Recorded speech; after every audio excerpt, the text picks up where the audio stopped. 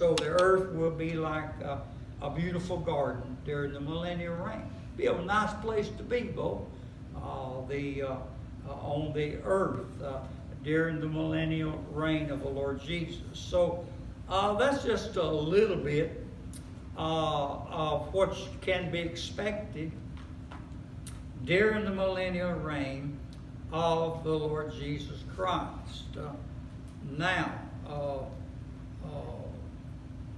we see as after that, the devil is bound, and then the millennial starts, and the saints. Go back to chapter 20 now. Revelation chapter 20.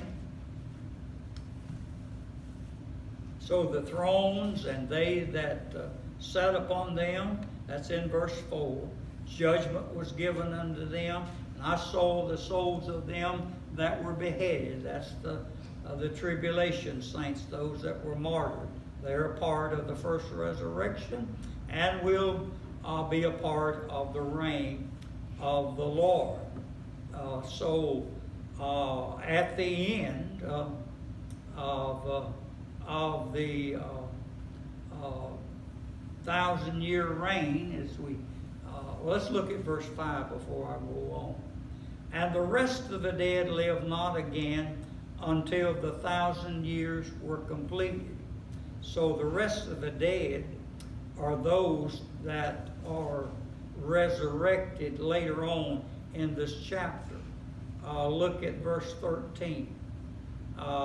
These that are resurrected and are part of the second resurrection, they will be resurrected in time for the judgment of the great white throne.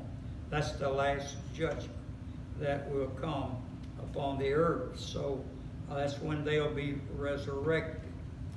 Now, at the end of the 1,000 years, look at verse 7. The old devil will be what? Loosed out of his prison. He'll be loosed for a little season. Now I'm sure you're wondering, why in the world would you loose him once he is bound? Why is it necessary for him to be loosed? Have you ever pondered that? Have you considered it? Well, the best explanation that I can give you, that during the 1,000-year reign of the Lord Jesus, there will be people on the earth in their natural body. They will be having children. Some people will live during the millennium to be over 1,000 years of age. Death will not be an issue.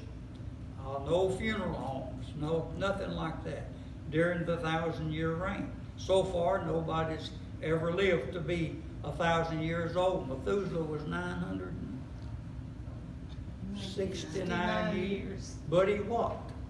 He died. So nobody has ever lived to be 1,000 years old. But there will be plenty of folk during the millennium that will be in excess of 1,000 years of age. So they've never been confronted or exposed to evil. They've never had the opportunity, these that are born during this time.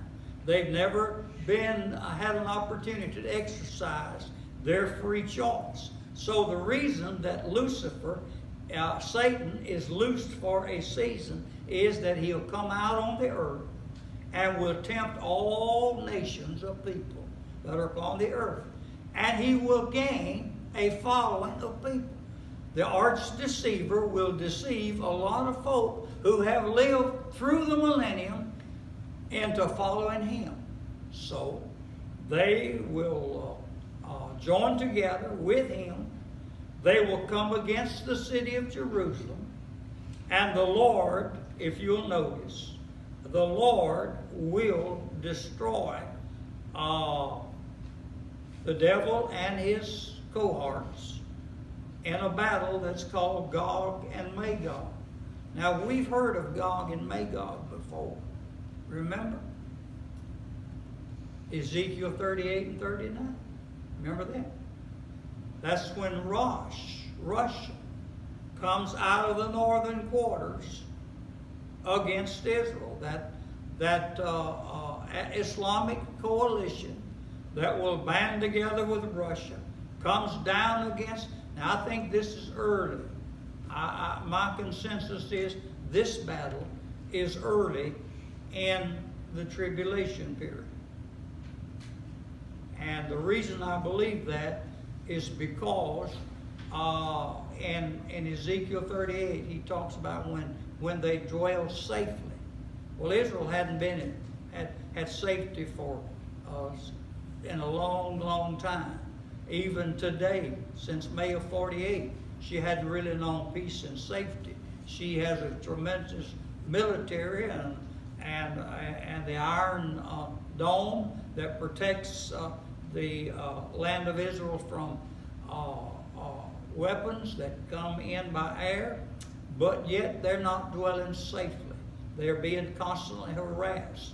So, but whenever the beast in Daniel 9 enters into a covenant with them, they will go back and rebuild their temple. That's during the first 3.5 years. They will have what they think is a period of peace because they've made a 7-year covenant with the beast. But Isaiah said that's a covenant with hell and death. And in the middle of that week, that covenant is broken. And so I think this battle of Ezekiel 38-39 will be early in the tribulation period. I think we'll be out of here before that battle takes place. But this other battle will take place at the end of the millennium. It's called also the Battle of Gog and Magog. So please don't confuse the two. One is back to Ezekiel 38 and 39. And this one is at the end of the millennium. So now we see, and this is very interesting. And after the Lord defeats them, fire will come down out of heaven and defeat the devil, the dragon, and his newly aligned coalition. They'll be defeated.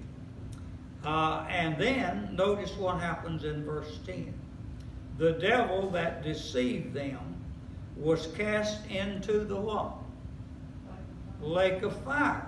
Now, who's already been there for 1,000 years? The beast and the false prophet. Remember that? Look back into verse 20. They were cast alive. So, they've been there for 1,000 years.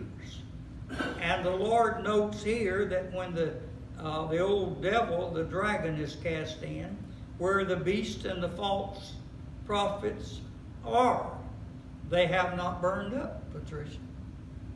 They've been burning for 1,000 years, but they have not burned up. Why?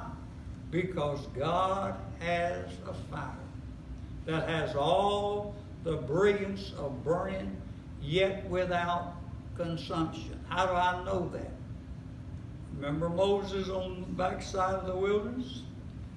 He saw the bush that was all ablaze, and what arrested his attention? It was not consumed. God does have a fire with all of the agonies and torments of burning, yet without consumption. The lake of fire, the eternal abode, will be a place of torments. Everlasting burning. Everlasting burning. So the devil now is cast in. And I'm going to stop here because I want to deal with you about the great white throne judgment. That's the part of this chapter, the great white throne judgment. And that's what we'll look at next week. We'll start with verse 11. You got me cut off.